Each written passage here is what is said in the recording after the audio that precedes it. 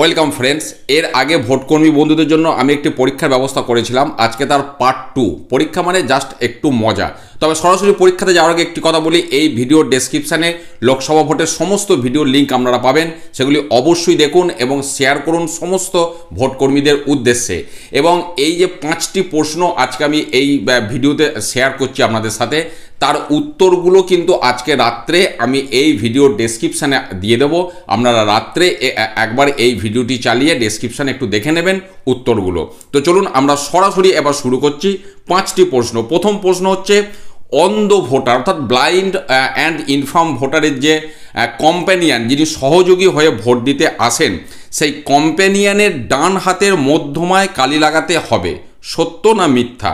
প্রথম প্রশ্ন, সত্য না মিথ্যা? এই যে প্রথম যেটা বলছি এটা হচ্ছে প্রশ্ন নম্বর 1। দ্বিতীয় প্রশ্ন, ইডিসি অর্থাৎ ইলেকশন ডিউটি সার্টিফিকেট এর অপর নাম হলো ফর্ম 12B, সত্য না মিথ্যা?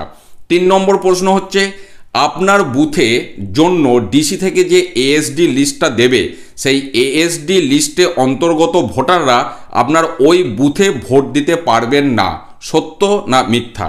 4 নম্বর প্রশ্ন হচ্ছে, সমস্ত পোলিং অফিসার অর্থাৎ ফার্স্ট পোলিং, সেকেন্ড পোলিং এবং থার্ড পোলিং অফিসারকে প্রিজাইডিং অফিসার রিপোর্ট যে ফর্মটি আছে, যার 5টি পার্ট, সেই ফর্মে সই করতে হবে, সত্য না মিথ্যা?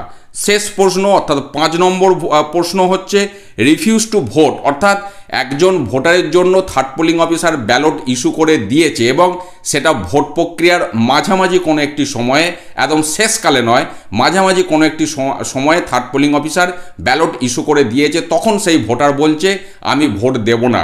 সেই রিফিউজ টু ভোট যদি হয়, তাহলে ওই ইস্যু করা ব্যালটটি সাথে সাথেই ক্যান্সেল করতে হবে, সত্য না মিথ্যা? 5টি প্রশ্নের উত্তর দিন ভিডিওতে কমেন্ট করে। প্রশ্নগুলির উত্তর রাত্রে আমি এই ভিডিওর ডেসক্রিপশানে দিয়ে দেবো। ভালো থাকুন, সুস্থ থাকুন, ধন্যবাদ।